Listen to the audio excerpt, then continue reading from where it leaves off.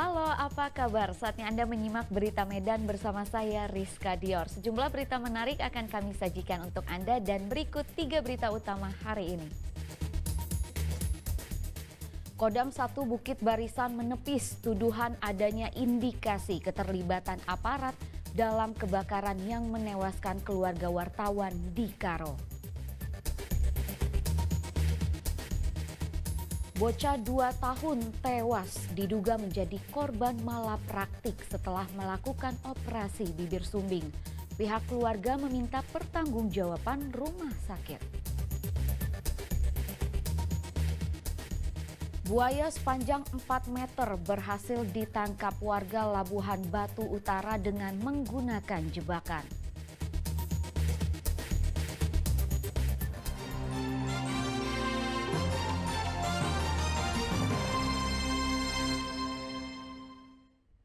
Kodam 1 Bukit Barisan menepis tuduhan adanya indikasi keterlibatan aparat dalam kebakaran yang menewaskan keluarga wartawan di Karo. Dugaan mengemuka karena sebelumnya sang wartawan sempat memberitakan masalah perjudian di Kabupaten Karo yang diduga melibatkan oknum anggota TNI.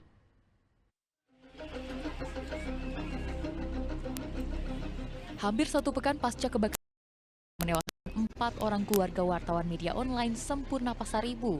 Namun hingga kini, polisi belum mengemukakan hasil laboratorium forensik maupun hasil autopsi jenazah para korban. Sementara itu, Kodam 1 Bukit Barisan menjelaskan tidak ada temuan indikasi keterlibatan orang tak dikenal dalam kebakaran tragis itu, melainkan murni disebabkan ledakan tabung gas. Pernyataan ini dikeluarkan pihak TNI karena beberapa pihak mencurigai adanya kesengajaan dalam kebakaran ini, pasca pemberitaan sang wartawan tentang masalah perjudian di Kabupaten Karo yang diduga melibatkan anggota TNI. Ini dijelaskan oleh pihak kepolisian yang telah melakukan olah TKP terkait dengan barang bukti dan beberapa saksi yang dimintain keterangan. Mereka mengatakan bahwa tidak ada, sekali lagi katakan tidak ada OTK atau orang tak dikenal yang melakukan pembakaran. Jadi murni kejadian di dalam rumah, karena dalam rumah tersebut mereka itu berjualan Pertalite atau BBM dan juga tabung gas. Sejauh ini penyidik Satuan Reserse Kriminal Polres Tanah Karo telah memeriksa 16 orang saksi atas kasus kebakaran rumah yang menewaskan Sempurna Pasaribu, istri, anak, serta cucunya yang baru berusia 12 dan 3 tahun. Dari 16 orang yang diperiksa, 5 diantaranya merupakan saksi kunci. Dewan Pers di Jakarta telah mengeluarkan pernyataan mendesak Kapolri dan Kapolda untuk membentuk tim investigasi yang imparsial. Pihak TNI meminta semua pihak bersabar menunggu hasil pemeriksaan laboratorium forensik dan hasil autopsi seluruh jenazah. Tuti Alawiyah Lubis melaporkan dari Medan. Keberangkatan pekerja migran ilegal sebanyak 39 orang akan berangkat ke negara Malaysia. Digagalkan petugas patroli gabungan TNI Angkatan Laut di perairan Batubara Asahan. Dengan biaya murah, para pekerja migran ilegal itu dapat bekerja di berbagai sektor di Malaysia.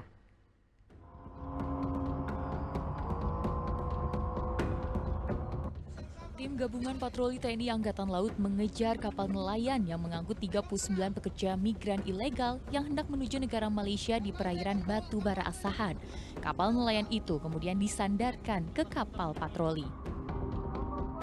Setelah dilakukan pemeriksaan, petugas mendapati pekerja migran ilegal dari berbagai daerah, yakni Aceh, Madura, dan Medan. Dengan biaya 3 hingga 8 juta rupiah, para migran ilegal itu bekerja di berbagai sektor, dari perkebunan, rumah makan, dan buruh pabrik. Kini nahkoda beserta anak buah kapal sedang diperiksa petugas di markas Lanao. Dengan menangkap 39 pekerja PMI non-prosedural yang akan diberangkatkan dari Indonesia ke Malaysia. Kita tangkap di utara Pulau Arwah dengan jarak kurang lebih sekitar 35 nautical mil. Dengan koordinasi yang baik antara Bea Cukai, Angkatan Laut, dan juga imigrasi, kita berhasil menangkap satu kapal tanpa nama dengan membawa 39 pekerja Indonesia non-prosedural. Setelah dilakukan pemeriksaan dokumen dan barang bawaan, para pekerja migran ilegal itu diserahkan ke imigrasi Tanjung Balai Asahan. Sementara dan anak buah kapal masih dalam pemeriksaan TNI. Tuti Alawiyah Lubis melaporkan dari Asahan.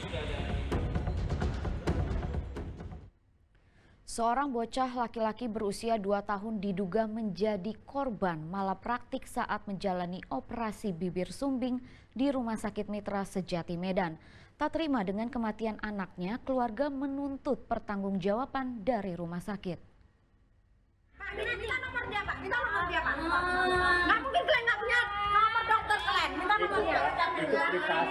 Privasi jangan anak kamu, Pak. Adu mulut terjadi antara petugas rumah sakit dan keluarga Ataraska Kenzi Hamizan, bocah 2 tahun yang diduga menjadi korban malapraktik di Rumah Sakit Mitra Sejati Jalan Abdul Haris Nasution, Medan. Tak terima atas kematian korban, keluarga yang emosi meminta pertanggungjawaban rumah sakit. Menurut keluarga, kondisi korban dalam keadaan sehat dan dinyatakan layak untuk menjalani operasi.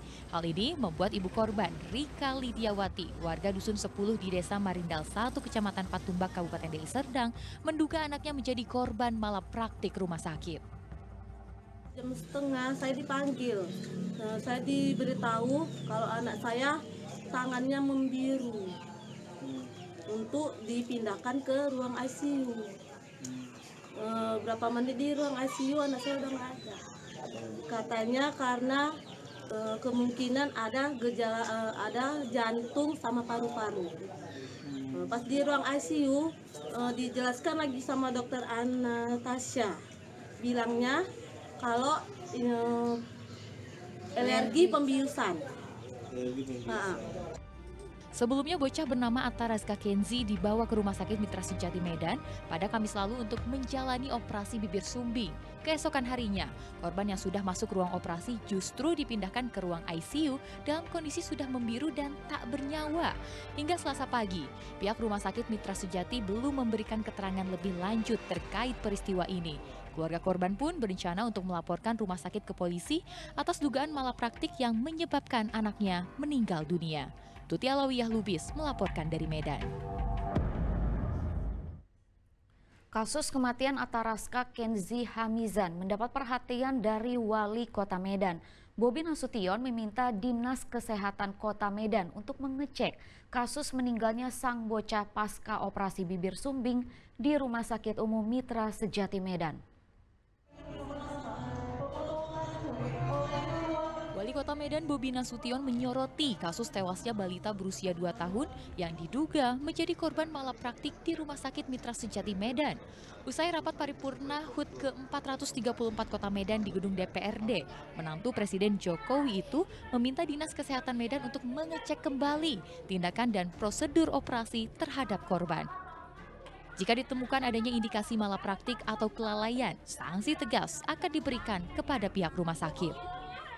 Dulu kita minta Dinas Kesehatan apakah benar sesuai prosedur tindakan operasi atau tidak. Tapi pasti akan ada tindakan tegas ya? Ya haruslah. Pihak keluarga menduga korban bernama Ataraska Kenzi meninggal dunia akibat malapraktik yang dilakukan pihak Rumah Sakit Mitra Sejati Medan.